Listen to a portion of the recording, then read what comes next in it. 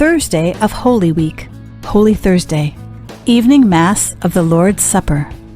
A reading from the book of Exodus. The Lord said to Moses and Aaron in the land of Egypt, "This month shall stand at the head of your calendar. You shall reckon it the first month of the year. Tell the whole community of Israel, on the 10th of this month every one of your families must procure for itself a lamb, one apiece for each household. If a family is too small for a whole lamb, it shall join the nearest household in procuring one, and shall share in the lamb, in proportion to the number of persons who partake of it. The lamb must be a year-old male and without blemish. You may take it from either the sheep or the goats. You shall keep it until the 14th day of this month, and then, with the whole assembly of Israel present, it shall be slaughtered during the evening twilight. They shall take some of its blood and apply it to the 2 doorposts and the lintel of every house in which they partake of the lamb. That same night they shall eat its roasted flesh with unleavened bread and bitter herbs. This is how you are to eat it, with your loins girt, sandals on your feet, and your staff in hand. You shall eat like those who are in flight. It is the Passover of the Lord. For on this same night I will go through Egypt, striking down every firstborn of the land, both man and beast, and executing judgment on all the gods of Egypt. I, the Lord. But the blood will mark the houses where you are. Seeing the blood, I will pass over you. Thus, when I strike the land of Egypt, no destructive blow will come upon you.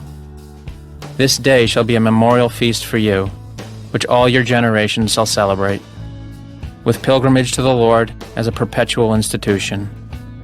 The word of the Lord. Responsorial Psalm. Let your response be, "Our blessing cup is a communion with the blood of Christ. How shall I make a return to the Lord? For all the good he has done for me. The cup of salvation I will take up, and I will call upon the name of the Lord." Response. Our blessing cup is a communion with the blood of Christ. Precious in the eyes of the Lord is the death of his faithful ones. I am your servant, the son of your handmaid. You have loosed my bonds. Response. Our blessing cup is a communion with the blood of Christ. To you will I offer sacrifice of thanksgiving, and I will call upon the name of the Lord. My vows to the Lord I will pay, in the presence of all his people. Response. Our blessing cup is a communion with the blood of Christ. A reading from the first letter of St. Paul to the Corinthians. Brothers and sisters, I received from the Lord what I also handed on to you, that the Lord Jesus, on the night he was handed over, took bread, and after he had given thanks, broke it and said, "This is my body that is for you. Do this in remembrance of me." In the same way also the cup, after supper, saying, "This cup is the new covenant in my blood. Do this as often as you drink it in remembrance of me. For as often as you eat this bread and drink the cup, you proclaim the death of the Lord until he comes." The word of the Lord. A reading from the Holy Gospel according to John. Before the feast of Passover, Jesus knew that his hour had come to pass from this world to the Father. He loved his own in the world, and he loved them to the end. The devil had already induced Judas, son of Simon the Iscariot, to hand him over.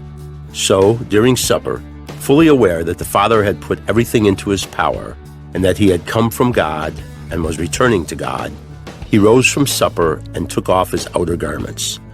He took a towel and tied it around his waist.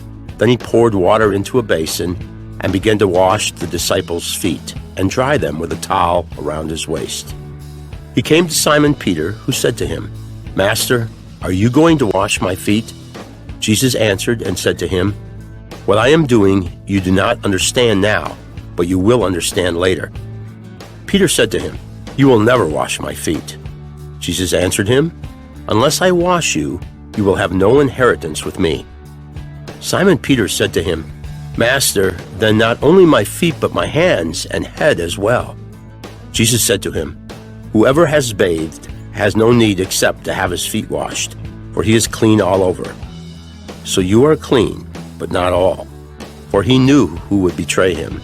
For this reason he said, Not all of you are clean.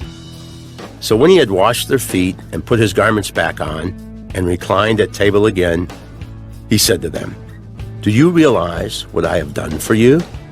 You call me teacher and master, and rightly so, for indeed I am. If I therefore, the master and teacher, have washed your feet, you ought to wash one another's feet. I have given you a model to follow, so that as I have done for you, you should also do. The Gospel of the Lord.